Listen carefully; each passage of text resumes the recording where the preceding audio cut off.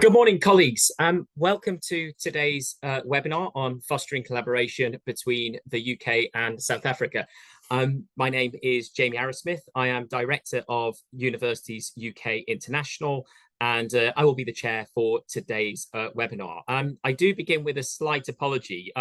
Unfortunately, or unexpectedly, it's turned into a very, very sunny day in London. So I do have a bit of a silhouette, I think, because I wasn't expecting quite so much sunshine sort of behind me. But I hope that is a portent of a very kind of bright and useful session today. And it's an extremely popular event. We have more than 400 delegates who have registered, which I think and I hope shows the level of interest that we have in building and in some cases rebuilding collaboration between researchers and institutions in South Africa and the UK. And there really is a rich history of collaboration. Going back a number of years, and really a step change was marked with both the Newton Fund and the Global Challenges Research Fund. Now, South Africa was one of the UK's main collaborators under the Global Challenges Research Fund. We do know the challenges that the closure of those schemes posed for researchers, and also the impact that the pandemic has had on collaboration.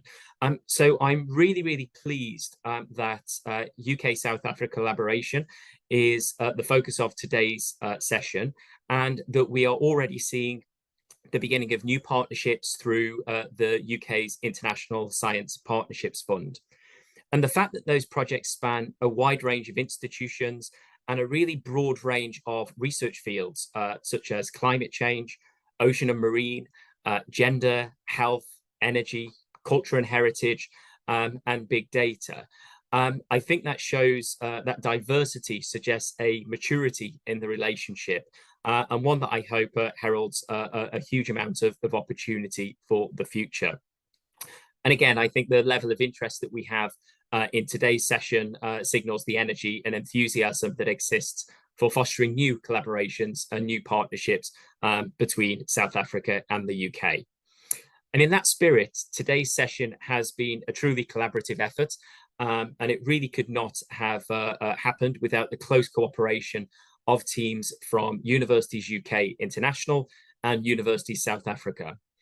And in particular, I do want to extend my heartfelt thanks to University South Africa's Director of Operations and Sector Support, Dr. Malubu Chief Mabizil, for their incredible support through the process of bringing this webinar to fruition.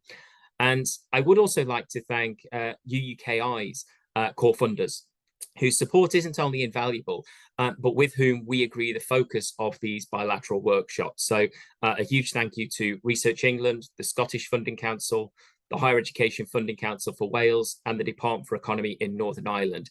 And I think the fact that those funders, which represent the regulators and funders across the whole of the UK, want us to focus on priorities and collaboration with South Africa is a signal of intent from the UK perspective.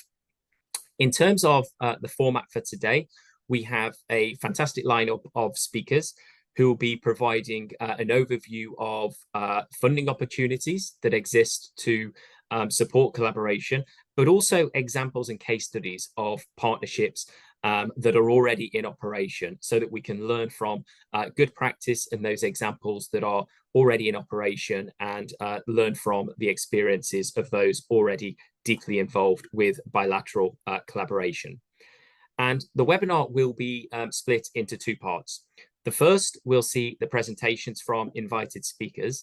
And then after a short break, the second will be an optional virtual networking session, which will be chaired by my colleague, Diana Janovic, who's Head of Global Research and Innovation at UUKi.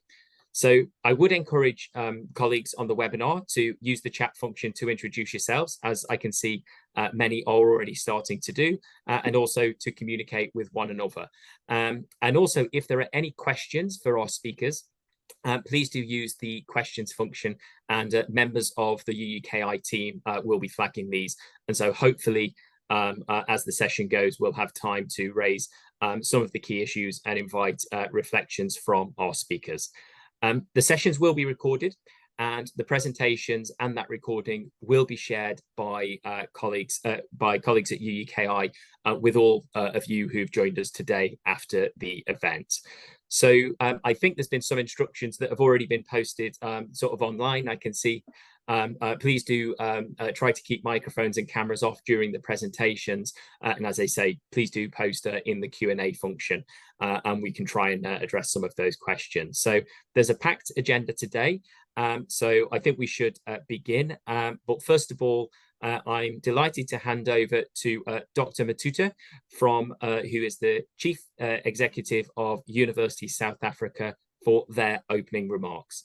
Dr. Matutu, if I can hand over to you, please. Thank you. Thank you very much for the introductory remarks, and also introducing us to your institution.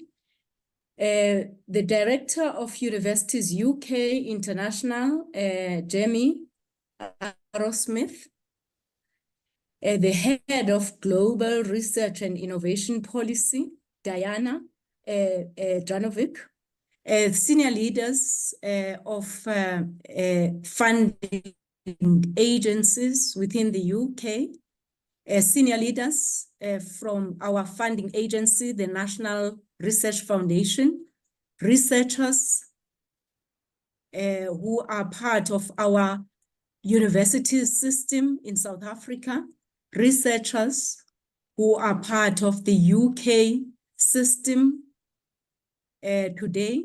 I'm quite thrilled to welcome you all at this webinar, which is so significant for us as Universities South Africa.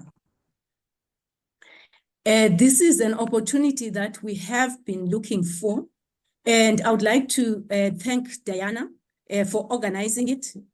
The setting on that, select a speaker. Okay. Right, okay. And you want the microphone with the webcam. Yeah, okay. And you can I'd like to thank Diana for organizing it together with Mr. Chief Mabizela, who is also within Universities South Africa. It is quite a significant milestone. Partnerships are quite key for us within the South African environment. We've got a very, very strong research and innovation system. And in order to strengthen that, Universities South Africa is quite pleased to play a catalytic role in ensuring that there is stronger collaboration with the UK. We are aware of the fact that it has been a long-standing relationship between South Africa and UK. And so this just serves to further strengthen the relations that we've had previously. I've been asked to speak a little bit about Universities South Africa. And I see this as an opportunity to introduce it, particularly to the researchers within the UK who are not familiar with who we are. In a similar vein as Universities UK, Universities South Africa, in our case, we are a representative body of the 26 public universities in South Africa. And within that, we consider ourselves to be the voice of the universities. So research plays quite a critical role, research and innovation within the work that we do, teaching and learning, community engagement, and some of our key priorities. Among those, we've got capacity building, we've got funding, we've got the transformation agenda within the South African country. Those are some of the priorities that I would like to highlight. So within the area of research and innovation, we've got a research and innovation strategy group, which reports to the board of Universities South Africa. And that research and innovation strategy group drives the research and innovation agenda of Universities South Africa. Among the participants today, I've picked up some of the members of that research and innovation strategy group. And this webinar falls within their area of focus, which is driving the research agenda and ensuring that our system within South Africa participates and contributes effectively to the global village when it comes to both knowledge and innovations and also contribution to society. So we see this partnership as crucial in ensuring that we are plugged in completely within the global arena and were able to achieve that which we could not achieve individually as the South African universities. We do have a diverse mix of universities. We have the traditional universities within which we have research-intensive universities. We have universities of technologies, and we have about 6 of those universities of technologies which are very much focused on vocational kind of work, and they are research-intensive sometimes, but within those areas of focus of theirs. And then we have a combination of traditional together with universities of technology. We call them comprehensive universities. Within the 3 different types of universities, you'll find rural universities, which are so well placed in terms of the environments that they are situated in. And that we find to be a big strength. And it is very attractive for researchers globally to find these contexts that you cannot find anywhere else in the world, where there is this rural setting that we find ourselves within. So we have that kind of a diverse system, which makes it so exciting and so rewarding to work with our universities. The university system, as you are aware of, is very much strong in terms of research, the research outputs. We have started in terms of the innovation outputs and the exploitation of that knowledge and the systems which we have built within universities to ensure that that happens. So we find opportunities such as this as very, very enlightening. In this particular case, there seems to be a big focus in getting our researchers well networked with the researchers that side and getting our funding agencies accessible to the broader researchers within both the UK side and the South African side. The other element that we've worked with UUKi very strongly on is the learning of best practice.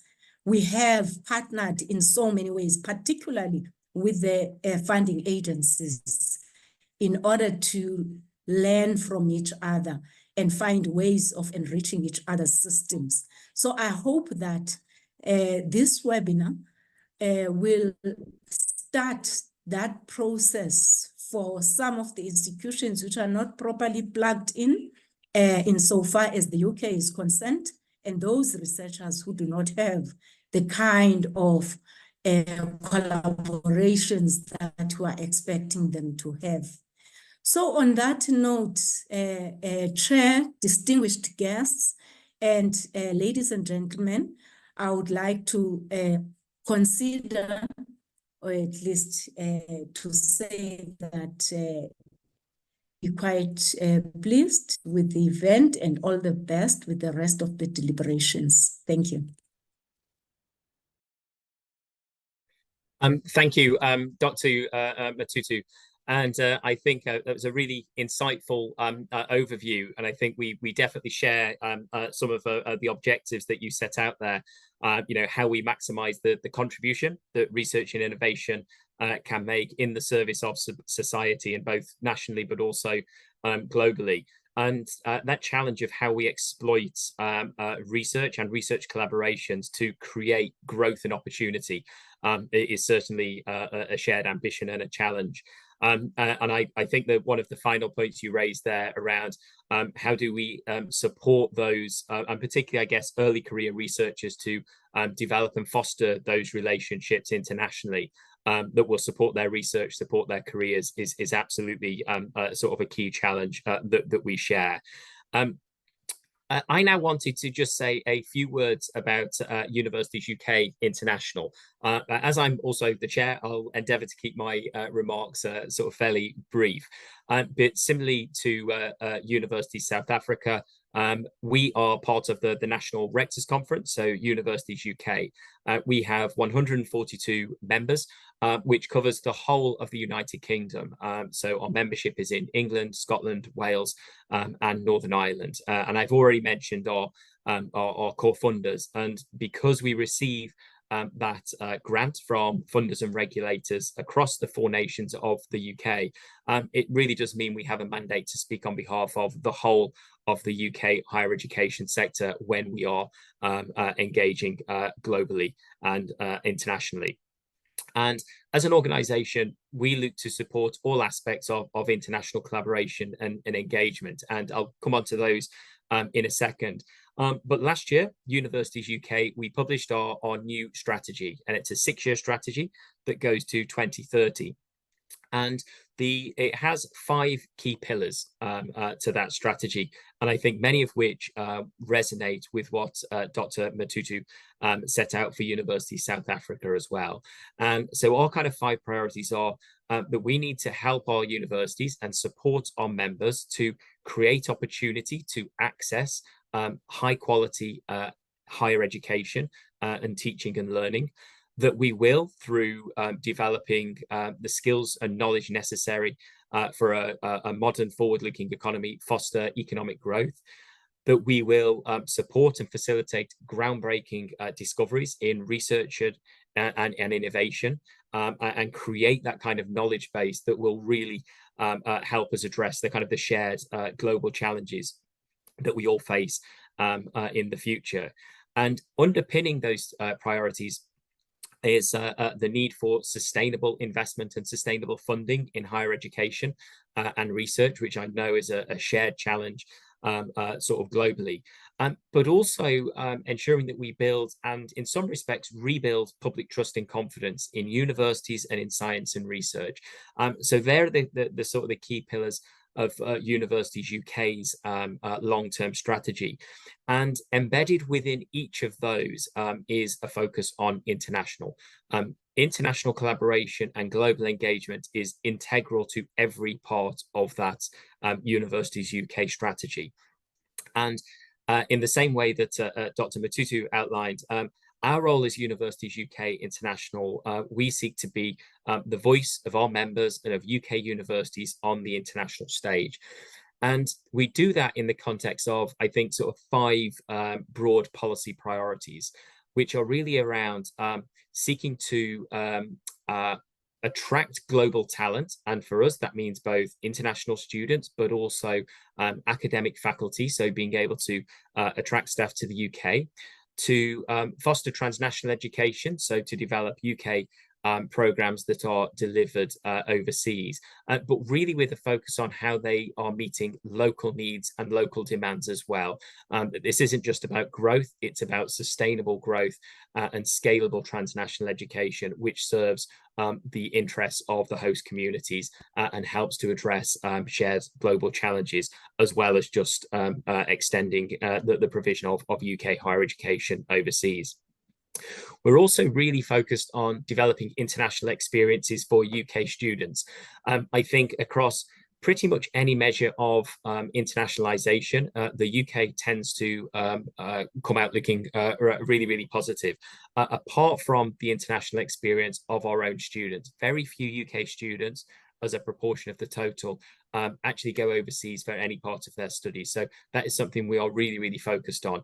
And I think more broadly, we need to be focused on mobility and exchange. It cannot just be a sort of a one-way dialogue. So we really, really do need to ensure that our own students have those global opportunities as well.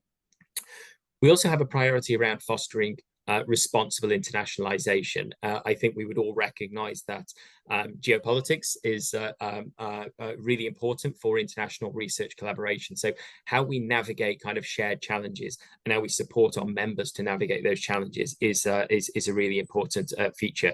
But also a key part of responsible internationalization is also looking at the support that universities can provide at times of humanitarian crisis as well. So that's also an area that we're looking at very closely.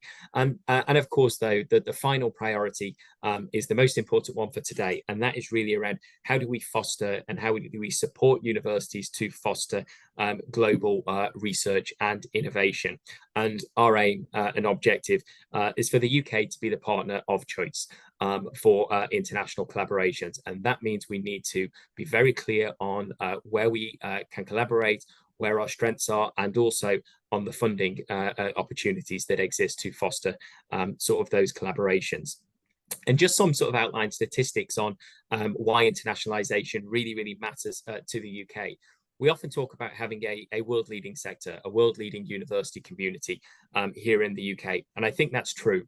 But our success is really a global success.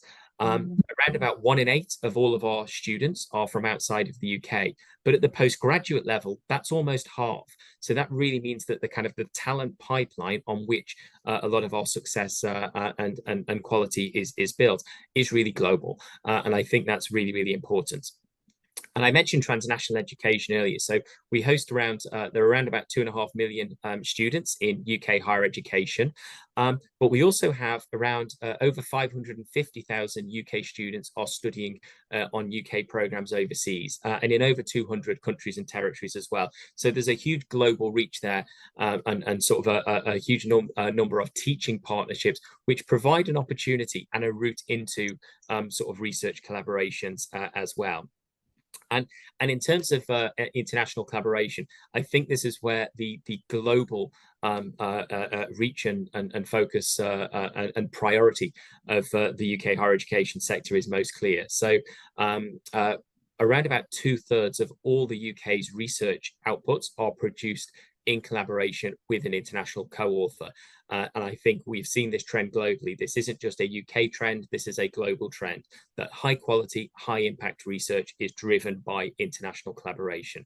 And that really does help to extend at the very least, the potential for impact by ensuring that that research is open to a wider community and is seen and is critically assessed by a far broader community. And I think there's a lot of data on how international collaboration really does help to kind of foster that impact and at least the exposure of international research. So I think for those reasons, it is really, really, we see international collaboration not as a nice to have, but it is a fundamental feature of our system, but also of high quality education, but also high quality research and innovation.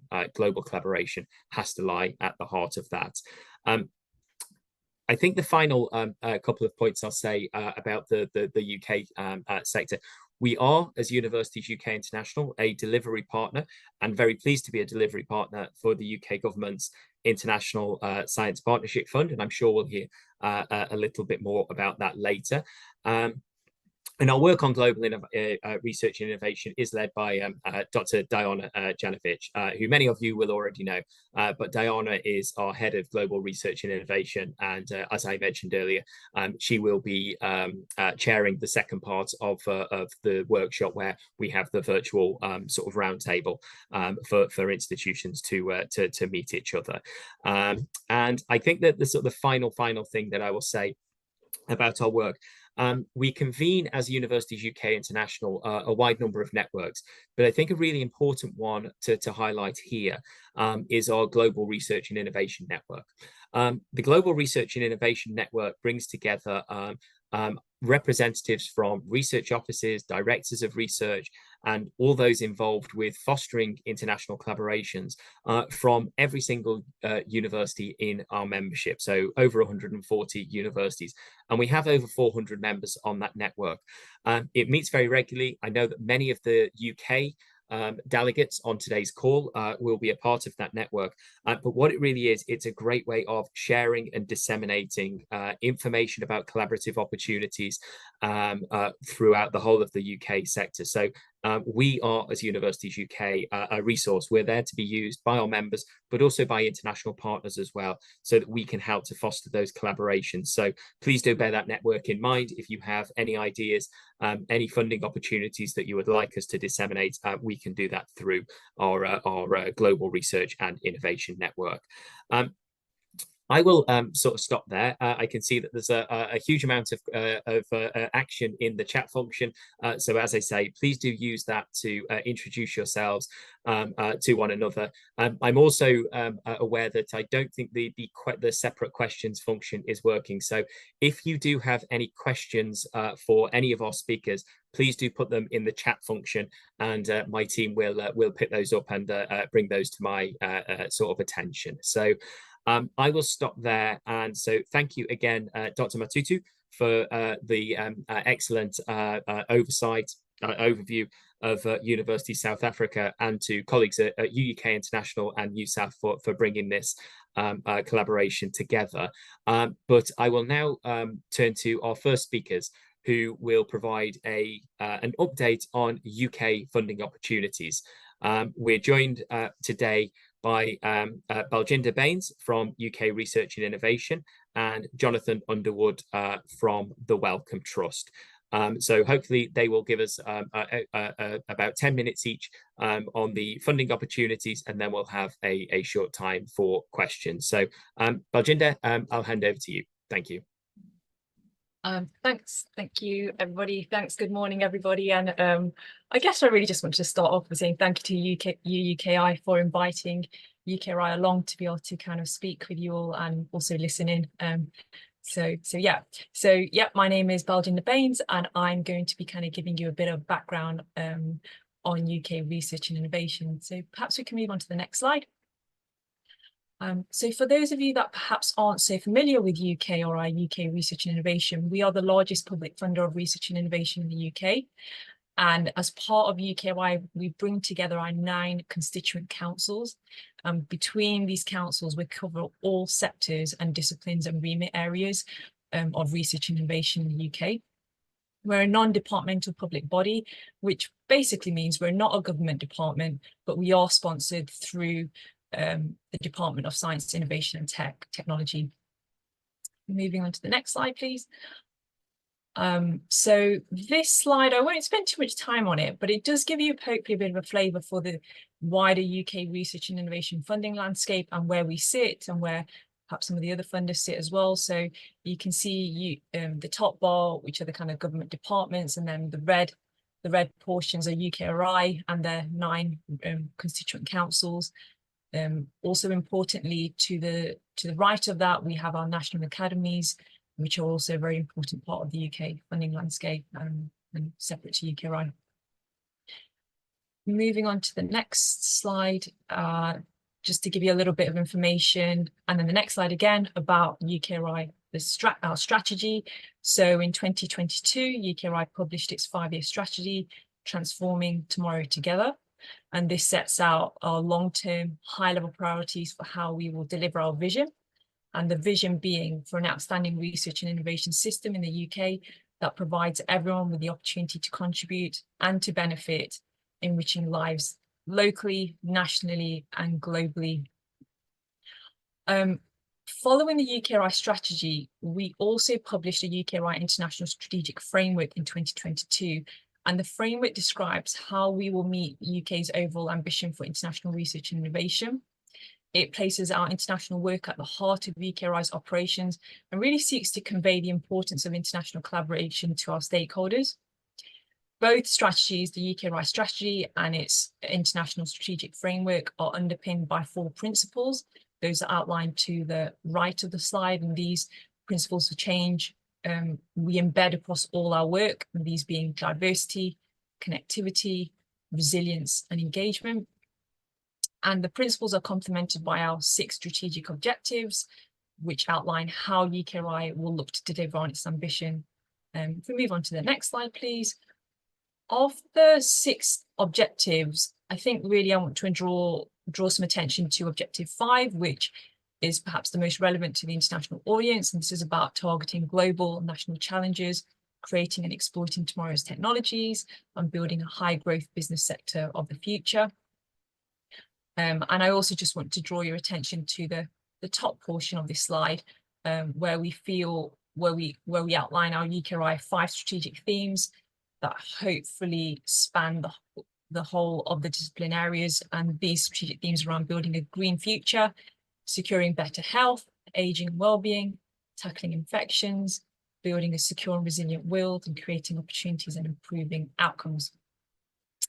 So moving on to our next slide, just to give you a little bit of background with regard to the UKi portfolio, South Africa, UK collaborations and opportunities.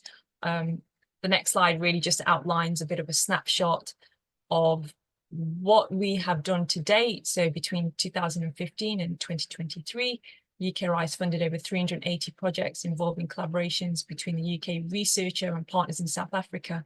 And this is total to a value of over £400 million. This really makes South Africa one of the biggest partners on grants in Africa. But not only that, it's within the top 25 UKi partner countries globally. So South Africa is a really important partner for us. Not only are we working around grant funding and regional programs, we do a huge body of work around policy and how to engage on key issues around equitable partnerships and research capacity strengthening with South Africa, but also wider than South Africa and, into the continent as well. The next slide really highlights some of the recent or current funding opportunities we have, and these have been predominantly with South Africa through the International Science Partnerships Fund, the USAf fund. The top 2 bullet points highlight some of the most recent calls that we've had around tackling global challenges caused by climate change. We also have our 3 calls around health, climate, health and non-communicable diseases and multi-morbidities. These have now recently closed. The final bullet point does outline an opportunity that is currently in its pre-announcement stage. And this is around Africa UK Physics Partnership Collaborative Research Projects. As I mentioned, it's in its pre-announcement stage with the official opening date being 9th of July. I've included a link below, and I'm really happy to share these slides with you all afterwards. If this is something that you think is relevant, then please do take a look for a little bit more information. This is currently an opportunity that's available to you all. If we move on to the next slide, USAf has been our main current fund where we've looked to collaborate internationally in South Africa, but we do also have responsive mode mechanisms for collaboration. So these are these are more generic in the sense of they're not specifically targeting the country, but we do often have multiple rounds throughout the year. And then if we move on to the next slide, with these more mechanisms for collaboration, we've been really mindful to include an international side to it as well. So our international colleagues are able to access some of these more responsive mode mechanisms. So I'll take you on a whistle-stop tour through some of them, just to give you a bit of an idea, but these are definitely not all of them. So we've got our Research Council Responsive Mode Pilot Scheme, and this has really been developed to support emerging ideas from the research community that perhaps transcend, combine, or significantly span disciplines. So it's about that kind of multidisciplinarity or interdisciplinary research. And this schemes, we're currently piloting it to support ideas which are not routinely funded or perceived to be funded through our existing UKi responsive mode schemes. The budget for this is about 65 million. Round 1 has passed, but we're currently in round 2, where we will be open for applications in September. But there's published information on our webpage right now. So if this is applicable, please do take a look. if we move on to the next slide, to augment this responsive mode pilot scheme and bring in that ability for international collaboration, we've also published our project co-lead international policy. And this really looks to ensure researchers from research organisations outside of the UK are recognised both intellectually around ownership of ideas and financially for their contribution. So this is really something that I would, again, wholeheartedly advise you to take a look at to understand how international collaborations or international research organisations can get involved in our responsive mode mechanisms. And the next slide takes you through some of the Research Council Seed or Networking Awards. And these are slightly smaller pots of money, which are designed to facilitate interactions between researchers and stakeholders and help forge new partnerships and networks. And then if we can move on to the next slide. And then the next slide outlines a current call that's open. The bottom there, the EPSRC International Centre Research Collaborations. It's not a new call, but it is something that has multiple rounds. So that's something to definitely have a little look at because it is alive and it is currently open for proposals. The travel grants is another way we look to start bringing in international collaborations into our everyday mechanisms for research and innovation funding. And these awards enable researchers to add an international dimension to their research with opportunities to study new techniques at recognised centres outside of the UK. The penultimate slide, I hope this slide just gives you the multilateral funding framework. So it gives you a bit of an idea of how UKi councils also collaborate with international partners through a range of multilateral funding frameworks. So you might recognise some of these different forums. And I'll finish with the final slide, which is our funding finder. I appreciate that I've taken you through quite a rapid whistle-stop tour of some of our mechanisms, but I do that with the mindset that we have, UKi developed a website where we have all of our funding calls that are available to you all. You can filter by councils, discipline area, types of funding, or sort by publication date. So this is really where is a really good site to go to have a look at what the opportunities available to you all are. And the link again is provided there. So I'll finish at this point, but I will say that I'm happy to share these slides with you all, and there's live links that you can click on to get a little bit more information. So thank you all.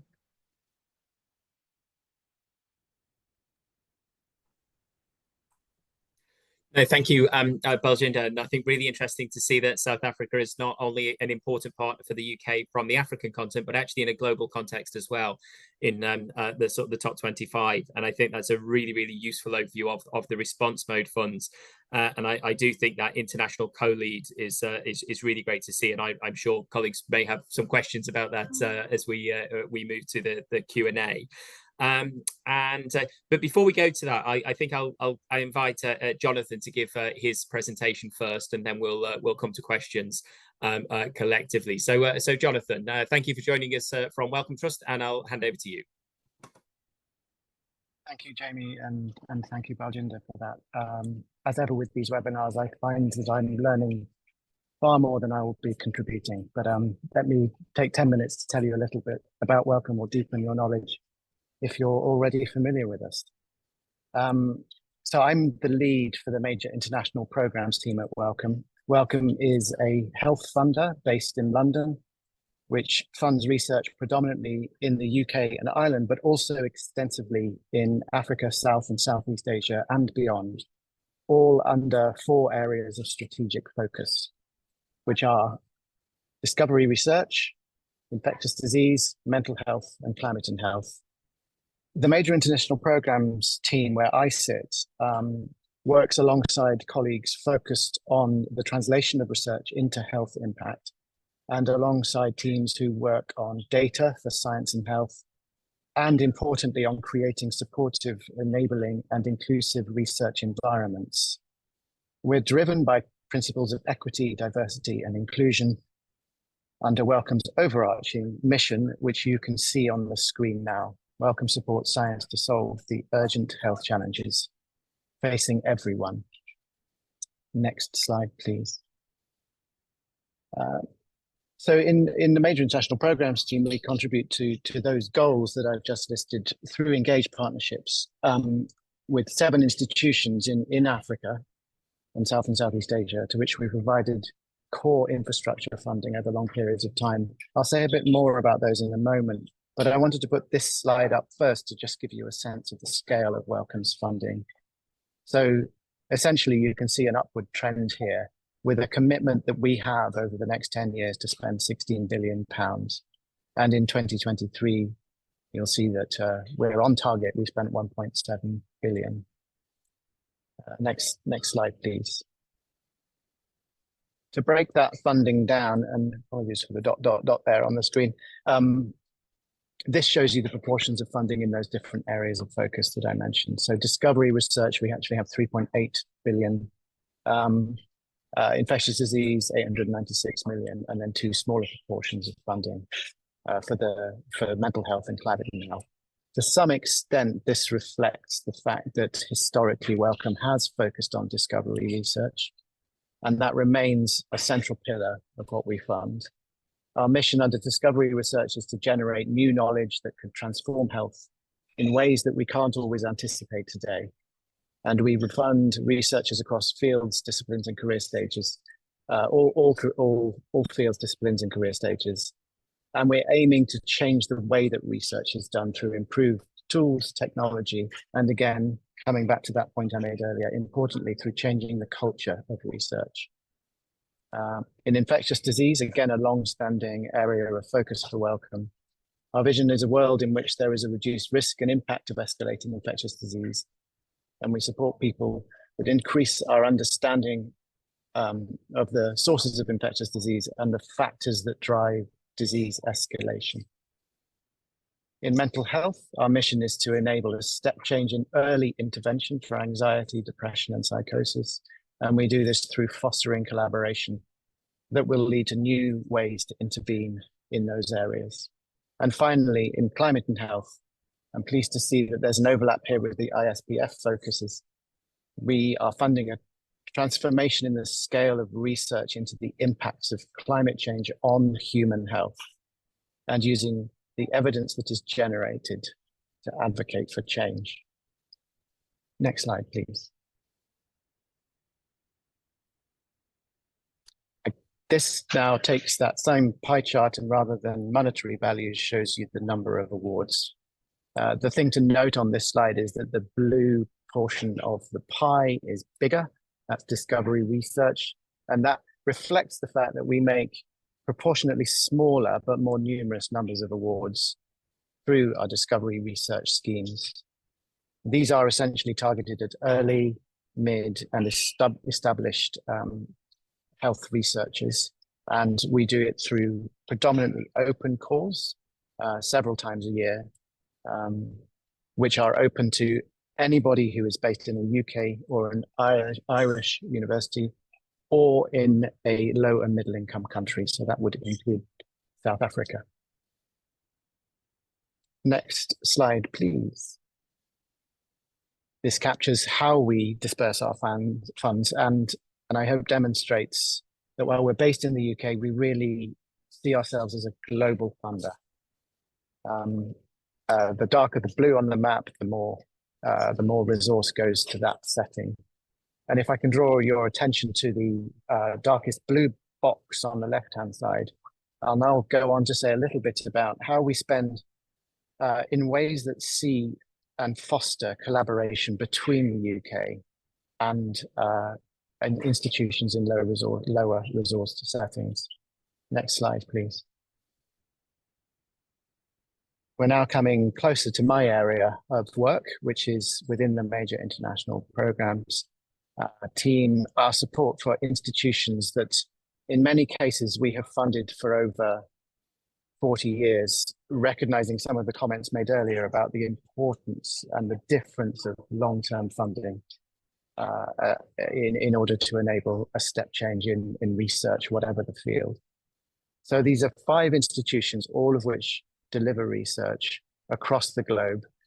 The colored countries on the map represents both the hubs, so Malawi, South Africa, Kenya, Thailand, and Vietnam, but also the spokes for several of those organizations, particularly in Southeast Asia. We have hubs, but hubs with units based across the region, ensuring that the research taking place really does respond to health priorities across a wide geographic area.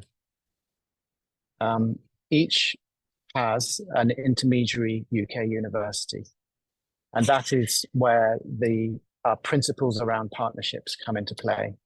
We collaborate and fund through UK universities for each of these institutions.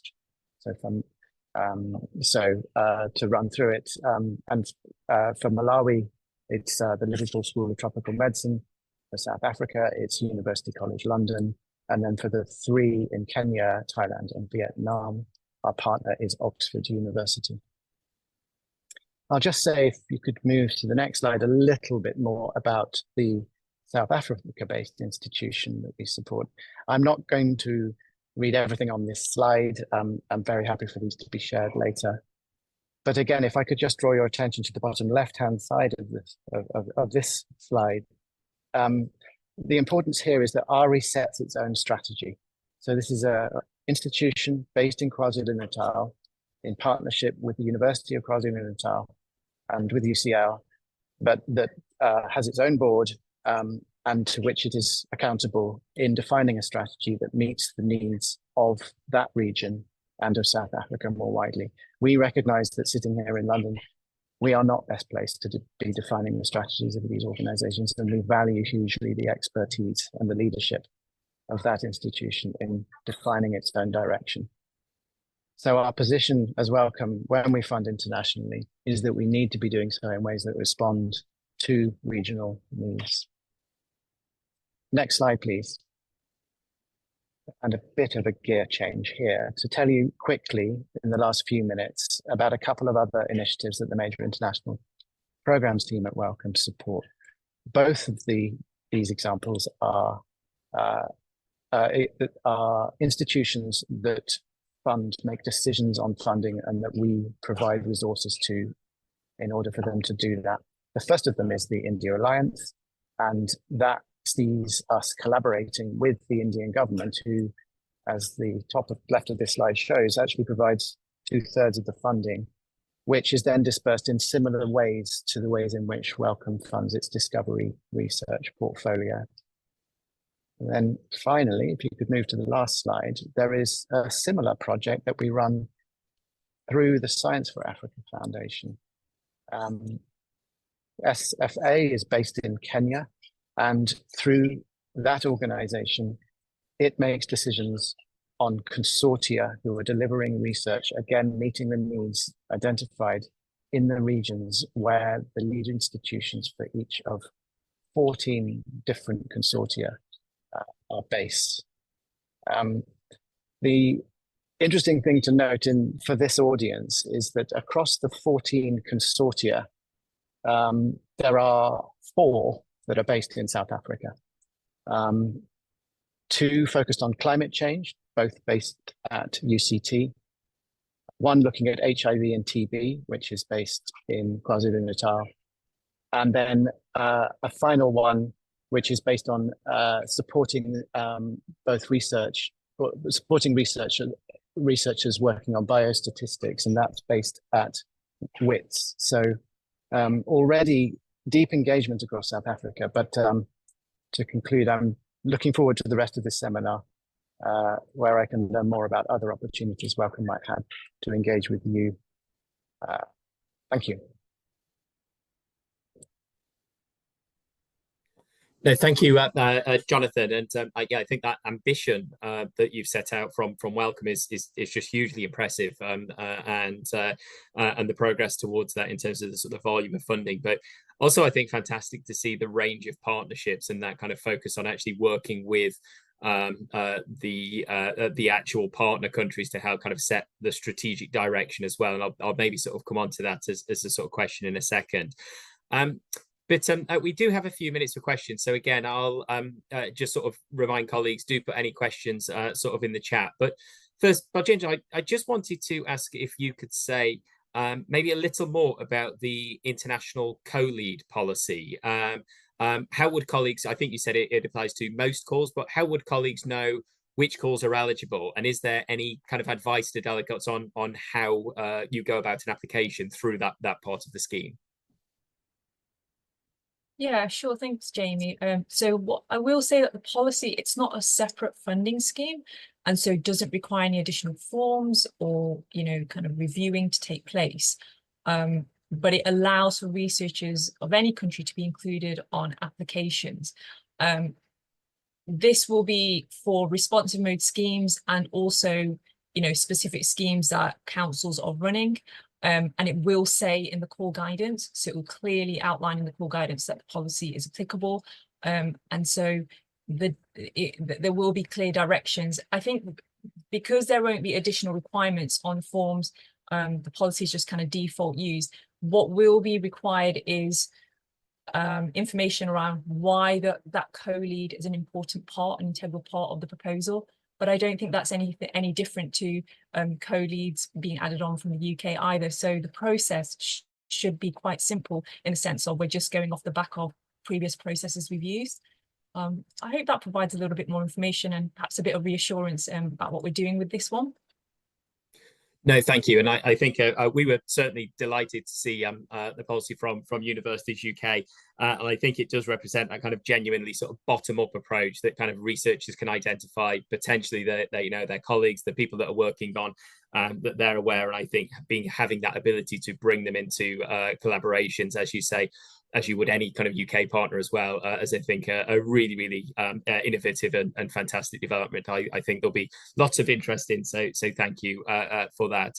And Jonathan, you mentioned, again, that point about RE setting its own strategic direction. Is that kind of really critical to you and Welcome? And I just wondered if there's any, from the partnerships you support, any advice about what is going to make a kind of successful collaboration? Is it that kind of being driven by a kind of shared understanding of the kind of the needs and the desires of the partner? The very short answer is yes, that's very important. And it's just to add, it's not just in partnerships. Of course, we would look to see that when there is a partnership between a UK university and a researcher or a research institution in South Africa, but also if there are researchers applying for our discovery research schemes from South Africa without a partner in the UK, it will remain critical that the case they're putting forward to receive funding from Welcome is based on them having identified that both they are working within a research institution that has the resources to support them. That includes, coming back to it, and third time I mention it, a strong research culture, but also that they are interested in undertaking research that has relevance for the context that they're working within. We're not expecting a commitment to immediate impact on health. That goes against some of our priorities in terms of supporting discovery science at an early stage to provide the knowledge that can then be taken through into health impact. So it's not to say that we want to see big claims for the impact that the research will have on health, on the population health, but certainly contextual relevance and the capacity of an institution to support that researcher are going to be critical, whether or not there's a partnership with the UK. No, thank you, Jonathan. That's really helpful. And one of the questions we've had posted in the chat is actually about support for early career researchers. Are there any specific funding mechanisms available to support early career researchers in sort of developing collaborations? And I think this speaks to one of the priorities that Dr. Matutu set out for University South Africa as well. How do you help those kind of people, those researchers at the start of their careers to start fostering international collaborations and to make those links? I was just wondering, any kind of reflections on that question? Apologies if I repeat myself a little here, but I think that is very much where we look for institutions to play a role. An individual at an early stage in their career will not yet have the networks that they need in order to foster partnerships, but they will be working with people who do. And I think we see the role of mentorship and institutional support for early careers as absolutely critical for enabling people across the world to move on in those careers. We also recognize that the starting points are different, that in the UK, broadly speaking, there's a very well-established process via which early career researchers, when things work well, can be supported. Whereas in some other settings, that idea and that principle is not as embedded. And I think there's a lot that we recognize we need to take into account when we're thinking about supporting researchers, particularly from very low resource settings. And I wouldn't include South Africa in that. There's a very established and thriving research ecosystem in South Africa. But we do recognize that early career researchers need support in everything from writing compelling proposals through to forging those partnerships that you're talking about. And we look to support that. We're deliberately, particularly through our discovery research program, targeting, broadening who we fund, not just based on ethical reasons for doing so, but because we know if you diversify who is funded, the overall caliber of the research that results is improved.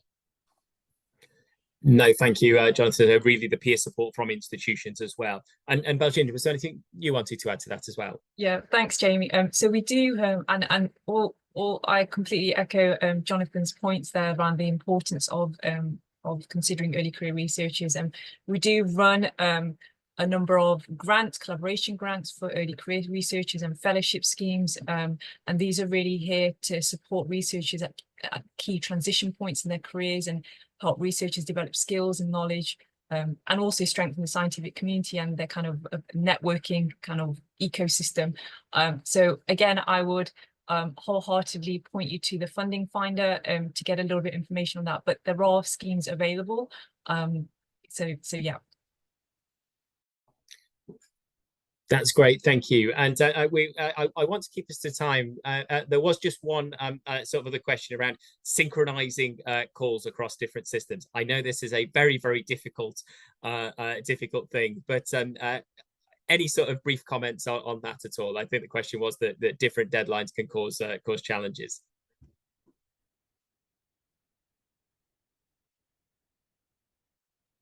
So sorry, just to understand, so synchronizing kind of deadlines across different funding calls, or I think the sort of similar calls in different countries can sometimes have different deadlines, I think was the question, but it's maybe one to pick up in the chat function. Great. Well, thank you. Oh, Jonathan, sorry. I was what came to mind when that question was asked, and I apologize if this doesn't directly answer it, is that another thing that we know we need to work on, and we are very keen, indeed it's great to have Baljinder on the call to say this, we know that when we seek to understand the impact of the research that we're funding, different organizations do that in different ways, and that can put an awful lot of pressure on the researcher who might be in receipt of funding from 3 or 4 different places. So at some level, we are very keen to do more to work, particularly with UK partners who fund, including UUKi R&I, to try to align where it's possible so that reporting burden isn't exacerbated by us failing to have joined up. No, thank you, and I think that's an important point, and one that's great. We know that funders are focused on. Thank you, Jonathan, and thank you, sort of Baljinder. I think there may be 1 or 2 other questions for you in the comments as well. So if you have the time, please do sort of respond there. So, but I'd like to move on now to our kind of next session, and that was a really great sort of summary of the funding opportunities from a UK perspective. But I'd like to invite our colleagues from South Africa to provide their summary of funding opportunities now. So delighted that we're joined by Mr. Thuns Falamalaka from the National Research Foundation in South Africa, and then we will turn to Sam Rametse from British Council South Africa. So Thuns, over to you. Thank you very much, Jamie, and to all the esteemed participants, especially our University of South Africa CEO, Dr. Petiwe Matutu, colleagues from the Wellcome Trust and the British Council universities from the UK and universities from South Africa.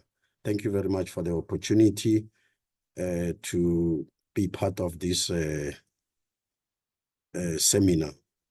So I'll be presenting on the National Research Foundation, its mandate, what opportunities are there within the National Research Foundation in South Africa.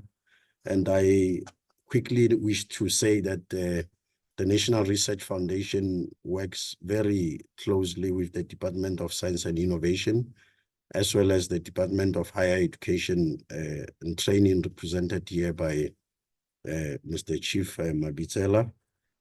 And also that I wish to indicate that there are quite a lot of bilateral programs that the NRF facilitates. Those collaborative programs are with almost over 17 African countries, as well as over 30 European countries, the Asias and the Americas, the Middle East, as well as the Gulf. So it is quite a very big funding organization that the NRF is. So I wish to indicate that the National Research Foundation is a player in the South African National System of Innovation, having indicated some of the key role players in terms of Department of Higher Education and Training, Department of Science and Innovation, but also there are those other entities that the NRF work closely with in order to ensure that especially researchers, students, as well as the postdoc fellows are funded. So this is the government funding that we administer, and it goes to all the publicly funded universities and science councils. And the next slide, please. So I wish to, next slide, please, indicate further that the NRF, through also working relations with Department of Higher Education and Training, has or is administering what we refer to as post-school education and training.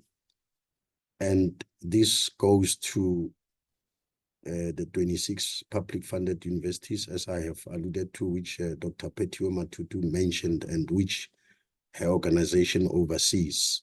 But also the landscape of South Africa is that there are about 130 private higher education institutions and also about 50 what we call vocational training colleges and other colleges, including those that are government driven, which we call them state enterprise training agencies for skills development, which are SETAs.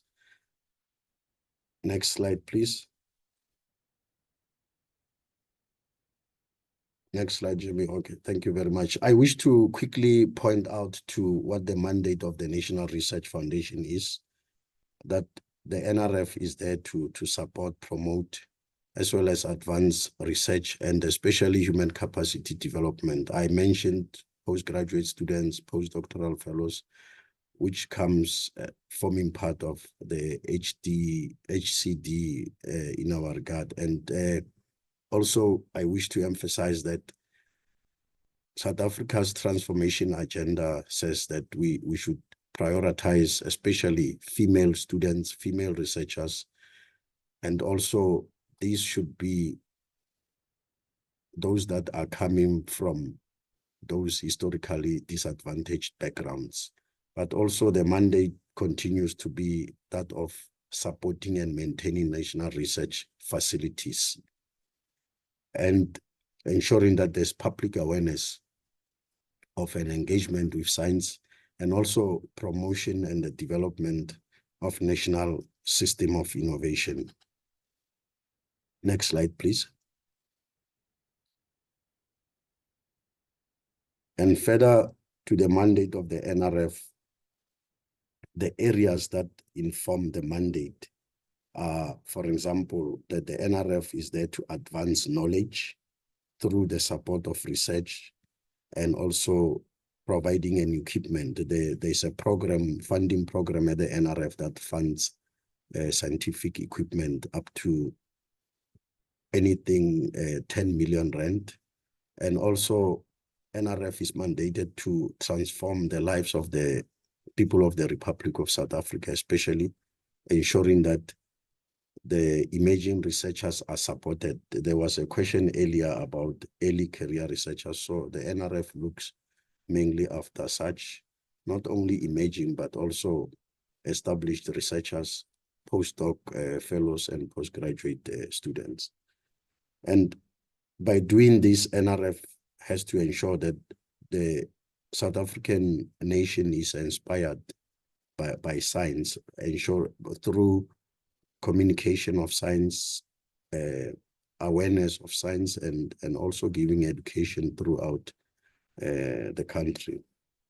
And one of the other mandate is that the NRF has to strengthen, of course, the national system of innovation by ensuring that we do international partnerships and find areas of synergies, and that we provide system-wide on information and intelligence. And this will be when we liaise with, for example, Department of Higher Education and Training, Department of International Relations and Cooperation, Department of Science and Innovation. So NRF, it's a player in that regard. Next slide, please.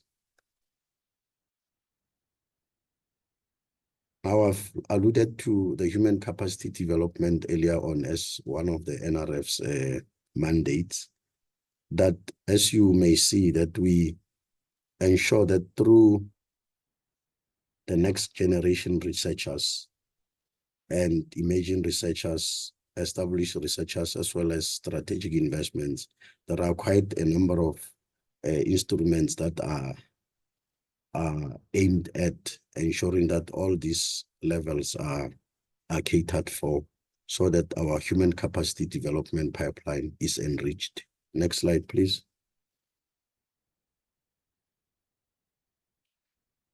The National Research Foundation has its own research facilities. I'm not going to spend a lot of time here, but I think some of you are aware, of course, SKA also is within one of these facilities. And also we have the aquabiotic diversity, we have environmental network, we have the Itemba Labs, which is mainly on production of isotopes. We have Sarayo, we have SIO. So these are some of facilities that are doing research and managed by the National Research Foundation. Next slide, please. And as I've said, that the funding goes to quite a number of diverse stakeholders, but one of the highlights of the NRF are the centers of excellence and also the research chairs initiatives, which are heavily funded with the aim of ensuring that there's human capacity development, not only for researchers, but also for students. Next slide, please.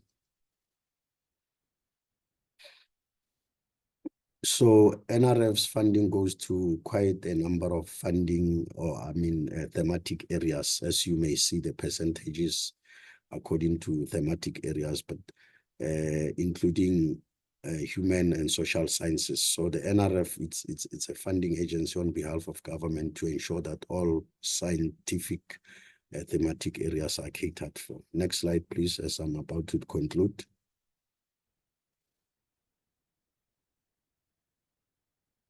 So I have mentioned research chairs as well as centers of excellence. I mentioned facilities as well. These are geared to inform the sustainable development goals as well. Next slide, please.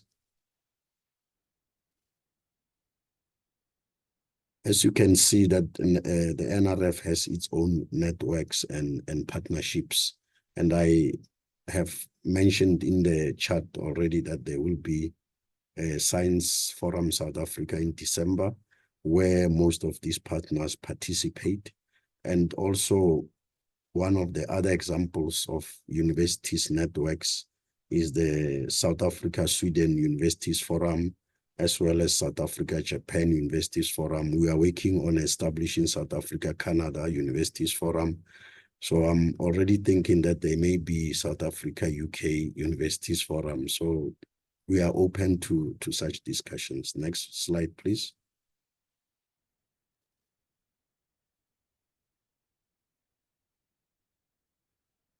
As you imagine that partnerships for the NRF are partnerships for the Republic of South Africa. So partnerships are looked at and as opportunities to facilitate and ensure that there's knowledge generation and development of human capacity, and that there is support and promotion in terms of also ensuring that there's interaction between researchers, but also that we ensure research excellence. I need to emphasize that one, that research excellence is one of the main key areas for the National Research Foundation, not forgetting transformation and inclusive development, knowing especially the history of the South Africa, the past that we had encountered.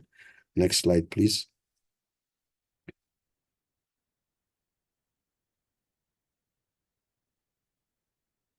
Can go to the next slide on areas that are aligned to NRF's priorities. I've mentioned, I think, that the areas in the previous slide, but these are some of the countries within Africa, especially that are closely linked to South Africa. Next slide, please. And as you can see that our partnerships are informed by quite a number of pillars. I've indicated that excellence in science is one of those, and they aim to work together in ensuring that we work on global challenges, but also to ensure that we have innovation, not only with ourselves, but with those that we collaborate with, not only Europe, but also especially South Africa, Americas, and the other regions that I indicated earlier on. Next slide, please.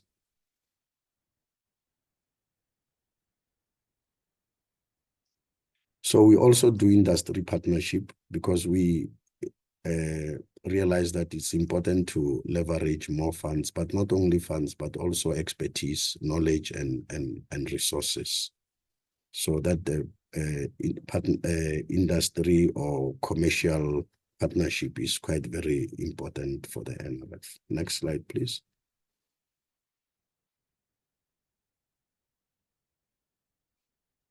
Next slide, please. I think I'm running out of time now. But also, I think this presentation will be available for those who may want. I also shared the website address, www.nrf.ac.za, but that within the 2025-2030 year plan or 5-year plan, the thematic focus are on public health, green transition, innovation, technology, capacities for science, democratic sustainability. Next slide, please.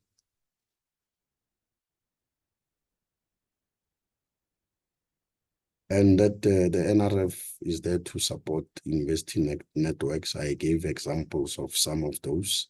Here you can see some of them: Australia, Africa, that I've not mentioned, South Africa, Japan, and France also. So it's quite an opportunity that you can want to engage with South Africa through the NRF in terms of what we can do in the future. Next slide, please.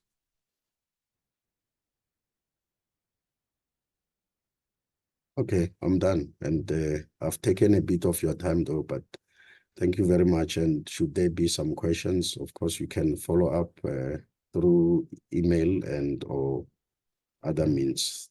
Thank you very much.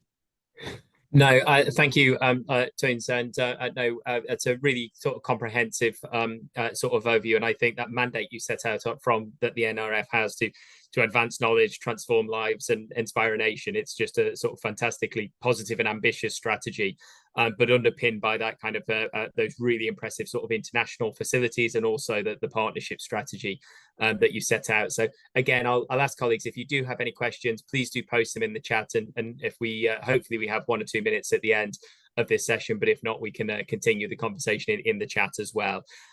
So thank you, and I'll hand over now to Sam Rametsi, who's joining us from British Council South Africa. So Sam, over to you. Thank you very much, colleagues, and thank you very much, Dr. Tinius, for a brief introduction onto the NRF. Good morning. My name is Sam Rametsi. I am the Science Programs Manager at the British Council South Africa. And again, many thanks to Universities UK for organizing this collaborative event. It is a pleasure to be with you all. The British Council is UK's international cultural relations organization that has been around since 1934. This year, the British Council is actually celebrating 90 years in existence. And in South Africa, we have been working since 1958. That's about 66 years. Our main purpose is to support peace and prosperity worldwide by building connections, trust, and understanding between people of the UK and other countries.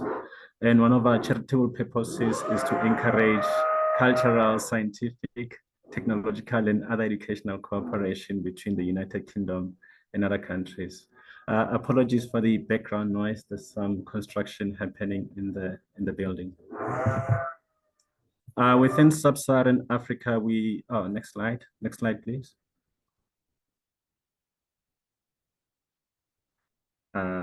Next slide, please. Thank you. Within sub-Saharan Africa, we focus on creating opportunities, enabling young people to fulfill their potential, improving their employability, resilience, and networks. We do this through mutually beneficial partnerships between the UK and sub-Saharan Africa that support prosperous and secure futures for us both.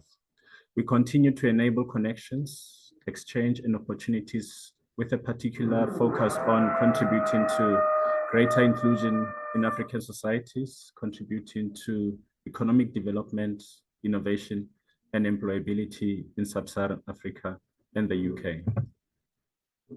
Africa, with its unique blend of cultures, landscapes, and challenges and opportunities, serves as a microcosm of global sustainability issues facing the planet today. In 1950, Africans made up about 8% of the world's population. A century later, or more than a century later, Africans will make up about a third of the world's young people. This, we believe, as the British Council, presents an opportunity that we should all be planning for. Next slide, please. Next slide, please. Apologies. Synchronizing this movement of slide is a bit of a challenge.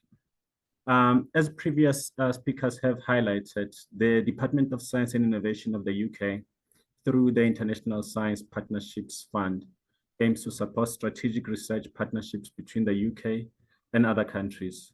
The objectives of this fund include establishing international partnerships with impact, addressing shared and global challenges, whilst enabling potential by strengthening research and innovation capacity in the UK and international partner countries at individual, institutional, and system level. Next slide, please. Through the ISPF, the British Council is providing direct research innovation support to researchers in the UK and in partner countries. We aim to establish equitable, sustainable partnerships by funding bilateral and multilateral partnerships that promote knowledge exchange and research creation between the UK and partner country researchers. Equity, diversity, and inclusion forms an integral part of how we work as an organization. Next slide, please. Working with partners, which include the South African Radio Astronomy Observatory, which forms part of the Square Kilometre Array Telescope with headquarters in Manchester in the UK, we are implementing a scalable skills transfer and technology development program that aims to be a catalyst for local innovation and job creation. The program aims to contribute to research translation efforts in sub-Saharan Africa by supporting the development of cutting-edge technology solutions in areas of agriculture, weather and climate change, health, energy, environmental resilience, and building resilient cities.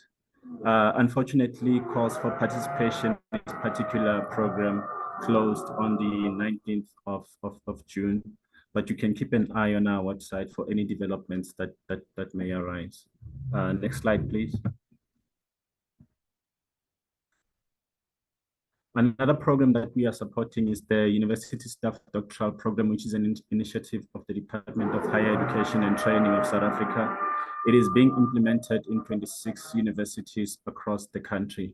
The main objective of the program is to support existing permanent academics and professional staff to achieve doctoral degrees in a range of areas and to build supervisory capacity at South African universities. The British Council first collaborated with DHET in this program through the Newton Fund, and under the ISPF, we aim to continue supporting 6 higher education institution consortia, which were originally formed under this partnership.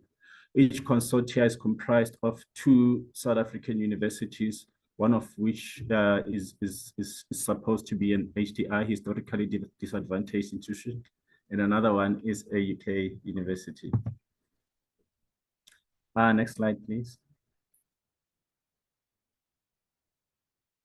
The other exciting program that we are supporting through the ISPF is the Sub-Saharan Africa Systems Analysis Center, a SASEC program, working with 6 granting councils in the region. Earlier last year, an article published in Nature titled PhD Training is No Longer Fit for Purpose highlighted that PhD candidates are inadequately prepared for cross-disciplinary working and in large teams that characterize cutting-edge science today, close quote. In our partnership with the SGCI, we are pioneering PhD training programs that bring together academia, international collaboration, and system thinking to address pressing issues, including climate change, energy, water, and food security. Colleagues, applications for this program are still open. The link is there on the page. They closed on the 5th of July, so that's quite close, I think, next week. And the last program that I'd like to speak about is the Trilateral Chairs in Transformative Innovation. It is incumbent upon science to not only generate new knowledge, but to also contribute to the environment and conditions under which science is being practiced.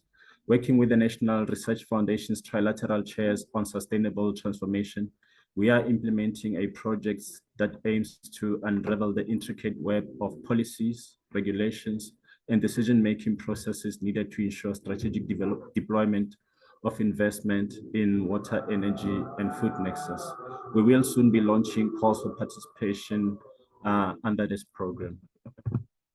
Many thanks again for the opportunity to be part of this collaborative networking space today. I would like to ask colleagues to please keep an eye on our website and social media pages for announcement on ISPF opportunities in South Africa and in the region. Thank you very much. No, thank you, Sam, and an admirable job presenting with the building work in the background. So I hope you get some respite from drilling as the day progresses. And colleagues, as we've said, all the slides sort of will be shared. And I think what Sam just outlined, some really interesting and valuable programs there around doctoral training and that kind of interdisciplinary research skills and the kind of the trilateral chair program, which seems sort of really, really innovative. I don't see any questions in the chat, and I think we're due to have a quick break now. So what I would suggest to colleagues, please do put any questions in the chat, and I think that both Sam and Toons have provided their contact details as well. I would like to try and keep us to time as well. So we have a short comfort break, but I'll look to restart the session at 11:30 as intended. So as I say, please do put any questions in the chat function, and we'll endeavour to answer those. But all presentations will be shared. So thank you, colleagues, and I will see you in 3 minutes. Thank you. Colleagues, thank you and welcome back. I appreciate that was a very, very short break, but I hope that people have at least managed to either fill a water bottle or grab a cup of tea. So in the next session, we're now moving into sort of case studies. And could I please ask if colleagues are online, please to mute their microphones if they're not speaking, please. The next presentation is a case study, and in the spirit of collaboration, it is a collaborative partnership between the University of Leeds and the University of Pretoria. And we have a number of speakers that are going to join us, and I believe I'm handing over to Claire Quinn first from the University of Leeds. So Claire, I will hand over to you. Morning and morning everybody, and thank you for the invitation. This is going to be a kind of team effort, so there are a number of us who are going to talk today because we're actually all together in Leeds. So we have colleagues from the University of Pretoria, from Malawi, from Ghana, all here at the moment because we're having a project meeting. So there's a whole load of people sitting behind me and behind the camera. So we want to introduce FSNet Africa, which is the project that we've been collaborating together on for the last 4 years. And Liz is actually going to kick us off. So over to you, Liz. Morning, everyone. Could we move to the next slide, please? Okay, so could you click twice for me, please? Thank you. So the Food Systems Research Network for Africa, or FSNet Africa as we like to call it, is a Global Challenges Research Fund funded project. It's a research excellence project, and it's funded under the auspices of a partnership between UK Research and Innovation and the African Research Universities Alliance. The lead partners on the project are the University of Pretoria, the University of Leeds, and the Food, Agriculture and Natural Resources Policy Analysis Network, better known as FUNAPAN. You can move to the next slide, please. So the main goal of FSNet Africa was to strengthen food systems research and the translation of evidence into implementable solutions. And we did this in collaboration with food systems stakeholders. Please, could you click twice? Thanks. So our approach was to collaboratively produce context-relevant interdisciplinary research. And we did this by offering early career research fellows 2-year-long structured research opportunities. Next slide, please. So FSNet Africa worked in 6 African countries: Ghana, Kenya, Zambia, Tanzania, South Africa, and Malawi. Now, in each of these countries, we had up to 2 academic partners. So, for example, in Kenya, we worked with the University of Nairobi. But we also had what we call FUNAPAN nodes.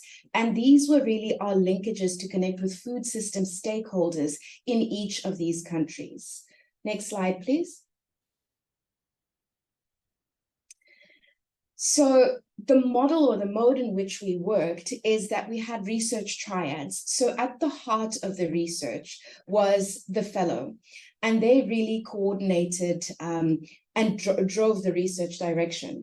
They were supported by 2 mentors, one from the University of Leeds and one from an African academic institution.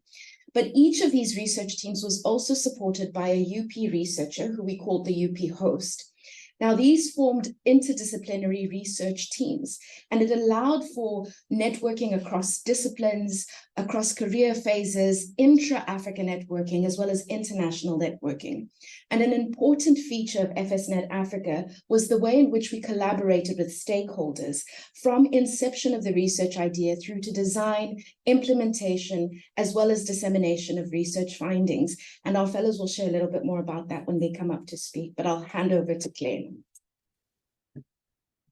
Great. So if we could move to the next slide, please. So as you can see, we had 20 fellows working on FSNet Africa, each with 2 mentors, so 40 mentors in total from both the University of Leeds and across our African partner universities. And if you could click once, please. So that meant that we had more than 80 researchers collaborating on 20 transdisciplinary projects, led by our early career research fellows. Next slide, please. And the way in which we worked was to take an experiential learning approach to develop capacity of our early career fellows over the project life cycle. So if you could click, please. So what we did was we had these kind of 5 key areas where we were trying to build capacity from project management through to research communication. And we developed learning across all of these activities that we ran over the 2 years of our fellowship, from orientation that was online during COVID through to a workshop that we ran last year. And that learning approach followed the timeline of the research that our fellows were undertaking, from conceptualizing their projects through to disseminating their findings. If you could click again, please. So you can see how we tried to match our activities to that timeline process. Click again, please. And so we identified particular training needs for our fellows around data management, ethics, stakeholder engagement, and so on, under these kind of key areas that we matched to these activities. So, for example, you can see with our online orientation, it was focused on developing these particular skills. Click again. And then our summer school at the University of Pretoria was very much focused on system methodologies. Click again, please. The UK summer school followed up with that systems thinking, but also started to develop skills in research impact. Please click again. And then our leadership and communication training then very much focused on thinking about research into policy and communication beyond into non-scientific audiences. Please click again. And then towards the end of the fellowship, as we mentioned, our triads were developed with stakeholders at the heart of it. And then we had a big stakeholder engagement dialogue towards the ends of the fellowship, where all of the training that our fellows had undertaken, plus the research that they were doing, was brought together to engage with our wider stakeholder group. Click again, please. And then obviously, communication is not just about in person, but also developing skills in terms of scientific writing. And so we held a workshop to make sure that we built the skills of our fellows to disseminate both for academic and non-academic audiences. Please click again. And the work of our fellows, so it's not just about building their capacity and developing their skills, but also embedding the research that they were undertaking within a broader food systems framework, which we adapted and developed through the program of FSNet Africa. So this kind of brings together ways of thinking around the drivers of change in African food systems, how they interact with components of the food system, actors and institutions and so on, leading to outcomes for sustainability, livelihoods and so on. And each of our fellows' research was embedded within this framework, not looking at all of it, but looking at particular components and how they link together. Next slide, please. So throughout FSNet Africa, we were thinking about how we create equity and sustainability in terms of our interactions with each other. So please click. So the core part of that was around co-creation. So the proposals that our fellows developed involved them and their mentors, but also the wider team within FSNet Africa. Please click. We developed collaborative agreements between the core partners, but also with all of the universities on the continent that we were engaging with, so that we had clear goals and objectives, but also that we understood where the benefits flowed and that there was equity of that benefit. Please click. And we built in opportunities for participation across our structure. Please click. And as you can see, because we're all here at the University of Leeds at the moment, it's been about continued conversation between the partners, not only in FSNet Africa 1, which we call our original project, 1.5, which we're working on at the moment, which has been funded by the University of Leeds and the University of Pretoria, and hopefully 2.0, which we're this is why we're here together to work out what we do next. Please click again. And obviously monitoring is a kind of key part of that. Please click again. So hopefully Antoinette is online. She is one of our fellows based in Ghana. And I just wanted to have a couple of our fellows give a reflection of their experiences. So Antoinette, over to you. All right, thank you, Claire. And please, could you click 5 times?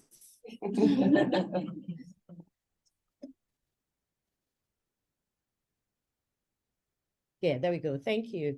Good morning, everyone. My name is Antoinette Nim Jr., and I'm happy to share with you how the FSNet Africa Fellowship has empowered me to spearhead an initiative that is driving significant changes at my institution, particularly in the Department of Animal Science.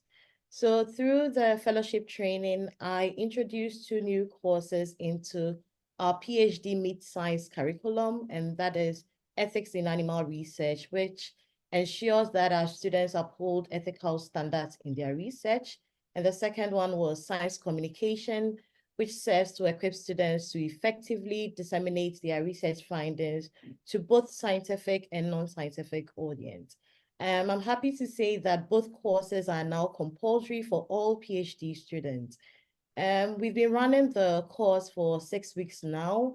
We started this academic year, and the positive feedback from our first cohort of students underscores the success and also the necessity of these new additions.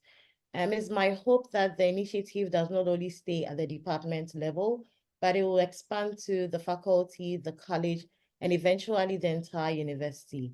I must say that I'm happy to be part of this initiative, and I owe it all to FSNet Africa. Thank you. Thank you, Antoinette. If we could go to the next slide, please. Okay. Hi, everyone. My name is Sharon, and I'm one of the FSNet Africa Fellows from the University of Pretoria. So I'll quickly share my reflections on how the FSNet Africa Fellowship has changed the way I work or engage with stakeholders. So firstly, I now view stakeholders differently. So it's now about long-term partnership rather than just seeing stakeholders as contacts for a specific project. So what this does for me is strengthening the relations that I can always leverage for future projects. For example, I did my fieldwork in 2023, mid-2023, but I was very confident enough because I had a follow-up engagement to contact the same stakeholders because of that continued communication and relationship that we built. And secondly, cultural sensitivity, being in a dimensional kind of research. You engage with stakeholders from diverse backgrounds, from diverse cultural backgrounds. So being part of the FSNet Africa Fellowship enhanced the way I respect different cultures, being mindful of different cultural norms, even the way I communicate with stakeholders, I have to be mindful of that. And the third thing is also managing expectations. You know, in a project, it's very easy to get carried away if you're someone like me with a lot of ideas, but being able to manage stakeholders, being clear with the goals of the project and the limitations of the project, being sure and telling the stakeholders, communicating clearly what they will benefit from the project and what I will benefit from the project. And this also comes to the two-way kind of communication, being able to be an active listener, not just going to stakeholders because I want to do my project and go home, but have that two-way communication where I factor in the ideas of my stakeholders to sort of like co-create, not just me coming up with all the ideas, but have that sort of co-creation. And lastly, managing stakeholder resistance, which also fits into clearly communicating with the stakeholders. Thank you. Great. Thank you, Sharon. If we could move to the next slide, please. I think this is, so I'm now going to hand over to Louise, who's from our Research and Innovation Service. Hi, everyone. So I guess it's my job to explain how FSNet Africa relates to a more strategic partnership at an institutional level. The University of Leeds, like many universities around the world now, has an ambition to have 10 strategic partnerships by 2030. And it was very important to me that at least one of these partnerships should be with a Global South partner, particularly as a legacy from the Newton Fund and GCRF. And from what you've heard from FSNet Africa, that seemed like an obvious starting point. How could we scale out and up from what these colleagues were doing in a way that was innovative? One of the things I decided to try and do was to embed some of the other excellent research that we have at the University of Leeds into this partnership. And this was done because the VP research at the University of Pretoria asked specifically for physical science research that we could collaborate in. So weather forecasting and development in Africa with radio astronomy, these are these kinds of this kind of excellent research that we already have. The weather forecasting secured a Queen's Anniversary Prize in 2022, and DARA also has had awards from the Royal Astronomical Society. They also embody the kinds of values that we have, that you've heard about through FSNet Africa: collaboration, equity, trust. Partnerships are about friendship and trust, and it was very obvious that as we talked to the University of Pretoria that we were going to get on very well together and that we would have a shared sense of where we were trying to get to with the partnership. Data science and the AI Hub is something, there's a Future Africa chair in One Health at the University of Pretoria, and their Dean for Natural and Agricultural Sciences, who said we're going to need an awful lot more data sciences, AI, physics, maths, if we're going to tackle global challenges in the future. And so this was also echoed by academics at Leeds, and we launched a data science and AI hub at the Future Africa campus last October, in collaboration with the African Institute for Mathematical Sciences and with Deep Learning in DARBA, which is across the African continent in artificial intelligence. As a result of the integrity and the fantastic outputs that are resulting from all of these collaborations, there's been a bottom-up groundswell of research collaboration. This has light touch management. If anything, it's pump primed by my colleagues in the international office. There are new opportunities for students that are being explored by colleagues in the Office for Student Opportunity and in Student Education Services. These are resulting in collaborative online learning programs. There's a digital continuing professional development modules being developed that, if taken as a whole course, can lead to a joint master's in food safety. So this isn't just about me and my team in research and innovation services now owning this partnership. There are professional services and faculties from right across the University of Leeds who are stakeholders in this partnership. And I hope that gives you a bit of a flavour of how we succeeded. Great. So if we could move on to the last slide, I think. And the last minute to France. Thank you very much, Claire. In line with what both Elizabeth and Claire and Louise has said, I reflected a little bit and thought of the lessons that we've learned to strengthen the next generation of research leaders, building the early career researchers through our partnerships.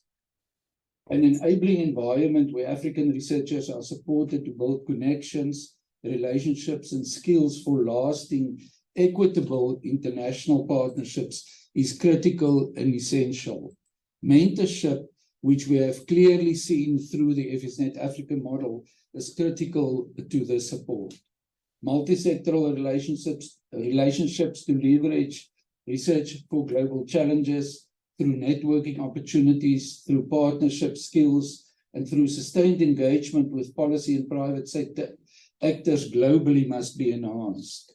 Effective communication, as we all know, is critically important to enhance impact, and the societal benefits is vital to secure sustainable funding commitments from universities and funders. Universities here, including both university partners from the global north or the UK in this specific case, but also from universities on the African continent. Locally owned African research programs that incorporate continual policy dialogue throughout research design, implementation, and dissemination must be nurtured, and is also critically important to enhance impact and to provide the opportunity for co-ownership. And finally, female researchers must be supported, and gender mainstreaming in research fellowships must be integral to enable the essential contribution of all genders. Thank you. So I think on our final slide is just a thank you, but also the ways in which you can contact us in FSNet Africa if you have more questions or comments. Thank you. No, well, thank you so much to colleagues at Leeds and Pretoria, and for those joining from elsewhere as well. I think just a fantastic example of a multilateral collaboration. I think great to see that focus on early career researchers as well, and research fellows. You know, it's come up a few times in this sort of forum so far. And I think that some of the points made by Elizabeth echoed part of the conversation earlier. You know, the key aspect is working with partners, being led by their priorities, ensuring that the research is genuinely collaborative. And actually, just I know we're slightly over time, but I did want to ask one very quick question that came up through the chat, and that was, this seems like co-development and co-production was key to the project. And I think the question was, did this build on an existing collaboration? And if you could offer some brief reflections on that. I mean, I think actually FSNet was kind of maybe one of the starts in terms of the collaboration. I mean, I think there had been things going on between the University of Leeds and UP, but we had kind of worked separately on projects around food systems and sustainability, and kind of thought, actually, there's so much expertise and skills and ways to connect between the two universities that actually we should be working more closely together. And so it was kind of lots of conversations that we had. France and others came to the UK. We went out to the University of Pretoria, and that's how the kind of work built. And it was definitely about co-creation and collaboration in terms of developing FSNet Africa. And I think the strategic partnership between the two universities has continued to have that co-creation approach to it. No, thank you. And I'm sure colleagues may have sort of more questions, so they may add those to the chat. So yeah, just wanted to say thank you, and fantastic to hear from the fellows engaged with the project as well, sort of Antoinette and Sharon, and the positive impact that's had. And I think the only other comment in the chat, it wasn't a question, it was just a sentiment that I think we all agree with, that it just seems an excellent project. So thank you for sort of sharing that with us. I think I will sort of move on now to the second case study and collaboration, which is an example between a number of institutions, so Queen's University, Belfast, Rhodes University, and University of Fort Hare. So I will sort of hand over to colleagues. I think is Nikki Kernahan is going to kick off for us. Thank you, Jamie. Yes, I hope you can hear me okay. Good morning or good afternoon, in fact, depending on which time zone you're in. I'm speaking to you from Queen's University, which is in Northern Ireland. So we're a research-intensive university, a Russell Group university based in Northern Ireland in Belfast, which is, for those who may not be familiar, on the northeast kind of corner of the island of Ireland, but a constituent part of the United Kingdom. So I'm really grateful to both UUKi and University of South Africa today for co-hosting this forum. I think the level of engagement and registration demonstrates how much we value the partnerships with colleagues in South Africa. And I suppose I wanted to give you a slightly unique perspective, perhaps, that we have here in Northern Ireland. So next slide, please. Like all universities, I think these days we have this vision to be a global university addressing global challenges, and that is incredibly important. But for us, it's also very important that those global challenges are embedded in our local context. So we, as you may well know, share many commonalities with South Africa in terms of our history of conflict and our post-conflict peace resolution, and sort of our societies evolving after that many decades of conflict. And so we've had a long history of engagement with colleagues in South Africa. I think we often think in Northern Ireland of the role that the US played in our peace negotiations, but actually I learned only recently that the South African president, Cyril Ramaphosa, had a role in helping decommission weapons here in Northern Ireland and negotiating with many of our different organizations to move that forward. So here at Queen's, we've had a long history of engagement with South Africa from our Mitchell Institute, which focuses on global peace, security, and justice, through community-based research that many colleagues are engaged in, health research, and right through to things like invasive species and sustainable energy. We have honorary professorships and various mobility programs. Next slide, please. But back in about 2017, we decided that it was important to broaden and deepen our engagement with our colleagues in South Africa. And so we had an institutional delegation go out that was led by our Pro-Vice Chancellor for Research at the time. And that since then, we've had a series of engagements, participation in various delegations, establishing collaboration agreements and MOUs with institutions across South Africa. We wanted to focus on just a couple of those today to give a flavor of some of the things that we've been doing. So I want to focus first on the collaborations that we've been developing with University of Witwatersrand, and then my colleague Dina will speak about the project with Fort Hare and Rhodes University. So next slide, please. So this example with Queen's and WITS started in about 2019 when we visited with a number of colleagues, visited them as part of a delegation.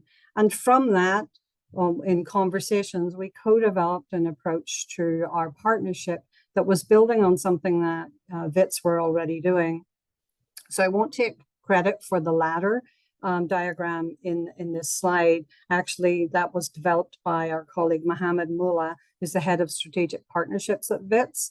And this is the idea that we can kind of grow from, you know, a very initial, maybe a one single project-based partnership or discussion to making it a more of a broad institutional partnership. So maybe beginning, as I said, with just a single collaboration, and then maybe some mobility moving on to seed funding by both parties, student mobility, student joint degrees, and then some large scale sort of engagement. So currently we have done, I suppose we've stepped up 3 rungs in the ladder. We do have project-based collaborations and mobility initiatives, and we have had bilateral seed funding programs, which I'll speak a little bit about in the next slide. And we're now moving into targeting and pump priming larger project activities. So again, these are being developed, jointly. Next slide, please. So the first round of the seed funding, we left it very open. We put out a joint call to our colleagues, and we got lots of applications, and primarily they were from the STEM disciplines, which we were delighted to see and happy to support. And they have delivered some excellent outcomes, from follow-on grant applications to capacity building for ECRs, but lots of involvement of postdocs and postgraduate research students in projects. Some hosting of conferences and engagement of private sector partners in many of the projects, and then even moving into policy recommendations, and of course those important co-authored papers and chapters for students' theses and dissertations. Next slide, please. But one of the things that we noticed was that the projects were quite clustered in some discipline areas, and we wanted to help broaden that partnership.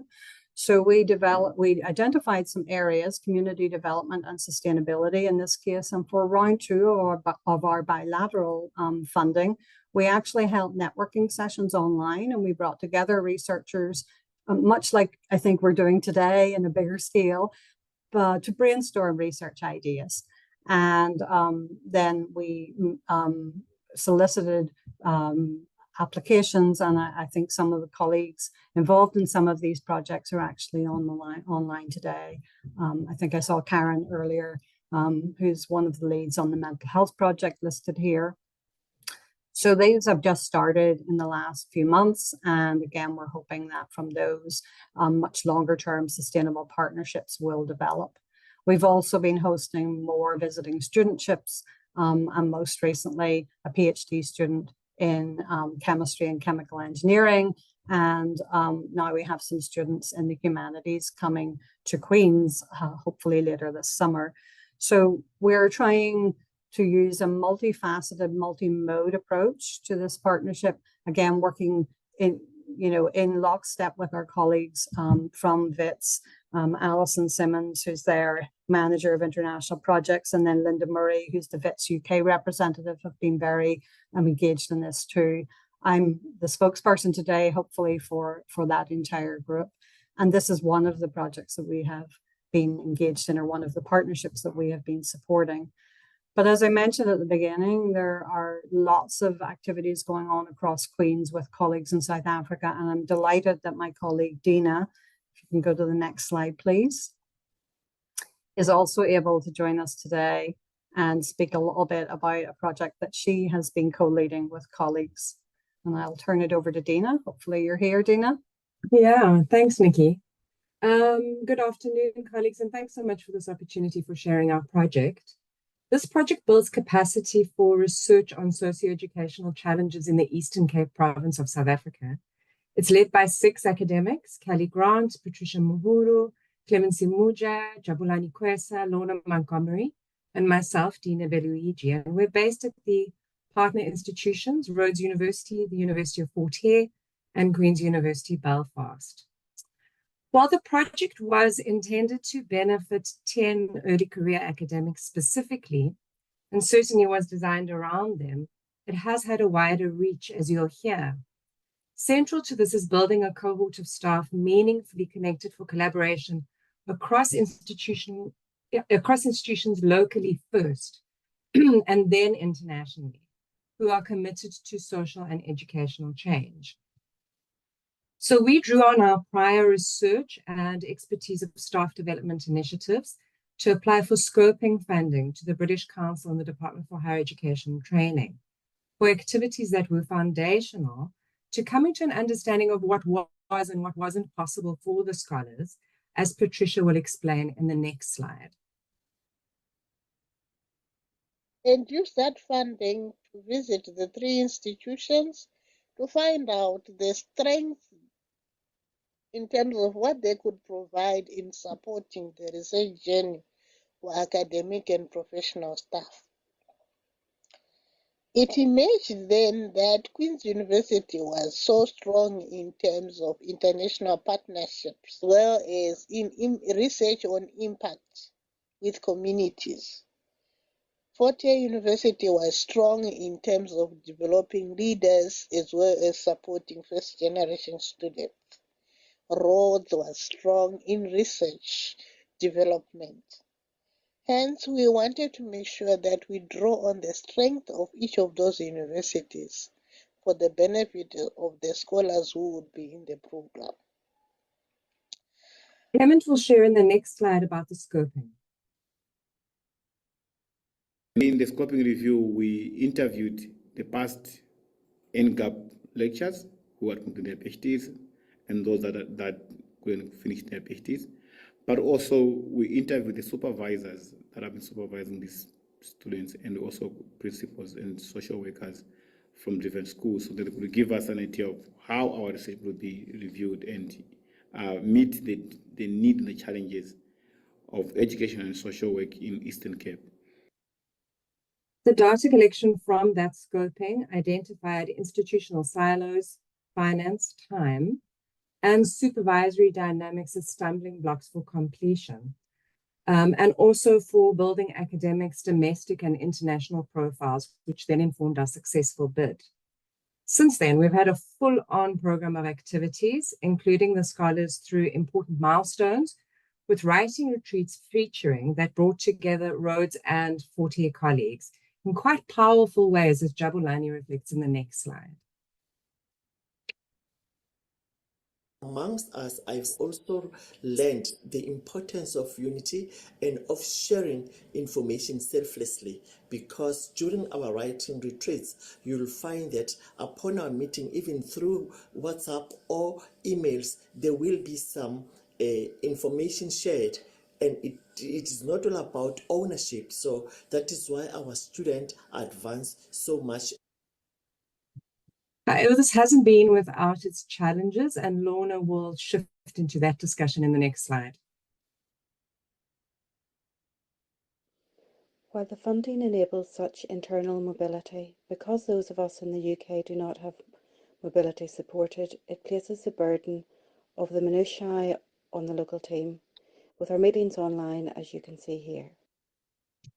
So generally, we underestimated the limits of the budget, which should have included research expenses for the scholars, assistance for care responsibilities, and buying them time out. Conditions are severe for staff working full-time, undertaking full-time PhDs. And this has had a direct adverse impact on our female scholars, particularly professional staff and single parents, with attrition and then new entrants onto the program. The funds also did not allow a program manager. None of the program leads are supported for this considerable investment, nor are the matched Queen's peers remunerated nor rewarded. So it really depends on goodwill, which can be quite tough to sustain. But if you can change to the next slide, you'll see that matched peers have found mutual benefit in understandings of the similarities and the differences of our contexts, and of course in developing networks for future collaboration. If you can change to the next slide too, please. If I must be specific, since I joined the USDP, my student, who is one of the scholars whose work is purely quantitative, I remember an invite where one of the experts from Ireland came specifically to share on how to analyze data, and her work was so eye-opening in such a way that we are now moving towards the end of our journey with Mvuyisi, and I'm very proud for what USDP has done to our students. Can you change to the next slide too, please? The bonding between University of Fort Hare and Rhodes is particularly strong, and that is exciting. What is even more exciting is we have our final trip to QUB planned for next year, and we've got fruitful international knowledge building happening. So Kelly's talking about the mobility of the scholars and the leads coming to Belfast next year. But in the next slide, you can see some of the images from, could you change that? Thank you. The first trip that was taken when they came to Belfast in 2022. And on your visuals now, you can see the symposium program where the South African visiting scholars presented with their matched UK peers on the thematic areas of interest that crossed disciplinary boundaries. If you can change to the next slide for me, please. You'll see that we developed at that time also an additional program that included wider contributions outside of the program itself from colleagues such as Nikki, who spoke about research development, research funding, also research engagement and research impact. And then also the scholars, particularly the South African ones, wanted particularly for Queen's colleagues to present on the areas of strengths within Queen's, particularly about conflict legacies, about education and social work as third spaces, and children's rights. Could you change to the next slide, please? So a really important part of the program is that power relations have been diffracted as much as is possible for, as my colleague Mal describes it, a more generative and humanizing relation between us. So I'll read briefly from what she says, because she talks a little bit about the role of critical friend in building this network. And she describes it as a bit different from any role I would normally play at the university. I wasn't her supervisor because she already had one of those. I wasn't on the hook for providing her with specific information or a paper presentation. Instead, I felt like my primary purpose was to connect interpersonally and intellectually. And this felt refreshingly honest and comfortable. So the program has been productive in building such relationships, of course, networks, and then also in terms of the so-called deliverables of staff completing milestones of their doctoral journeys, and also an expanding capacity about the specificity of supervising academic peers, and then in producing knowledge, as Kelly shares in the next slide. So we also have a few publications coming out of this doctoral cohort and the cross-university collaboration. So the last slide, please. So I hope that this hastily produced presentation from across the world gives you a sense of the community that has grown amongst us as intellectuals that we intend will outlast this project. So your questions are welcome, and thank you. No, well, thank you so much for another really interesting presentation on what looks to be a really impactful sort of program. And again, a theme that I think is run through this webinar is around those developing sort of skills and capabilities through collaboration being really key. And actually really welcome those honest reflections on some of the challenges as well. So, for example, around the funding and understanding what the requirements might be. I can't see any sort of specific questions in the chat at the moment, other than just more reflections on a really welcome and informative discussion. But again, if colleagues do have any questions or comments, please do put them in the chat. And we've obviously, I think colleagues have shared their contact details as well. But I will. I think we're almost at time now. So, and I think as chair, I have one job to do, and that is to endeavour to end sort of on time. So, I will look to draw the main session to a close. But I hope that colleagues that have all been able to join us today will agree that the presentations have been really fantastic and informative. And so, I would like to thank all of our speakers for their time and their contributions. So we had UK Research Innovation, Wellcome Trust, the National Research Foundation and the British Council providing their overview on different funding mechanisms, which I know everyone will have found incredibly helpful. But then particularly and especially to the universities and the researchers that have shared their experiences. So from University of Leeds and Pretoria, and obviously the fantastic research fellows we heard from as well, and colleagues from Queen's University, Belfast, Rhodes University, and University of Fort Hare. I think those were really illuminating case studies. Now, I can see from the chat that there's already been a lot of virtual networking that has taken place, but I would urge colleagues to remain online for the virtual networking session that my colleague Diana is going to lead very, very shortly. But just a final thank you from me, well, two final thank yous from me. First of all, of course, to University of South Africa, Dr. Matutu, but also everyone who's made this happen, and including the team at UUKi, who've brought this together, and to the more than 200 people that have been online over the course of this. And as I say, I think we had 400 registered, so the presentations and the recordings will be going out to a far wider community as well. And as I say, all of those will be shared with you. So thank you so much for your time today, and I hope that the virtual networking session is also productive. So thank you all, and I will now hand over to Diana. Thank you.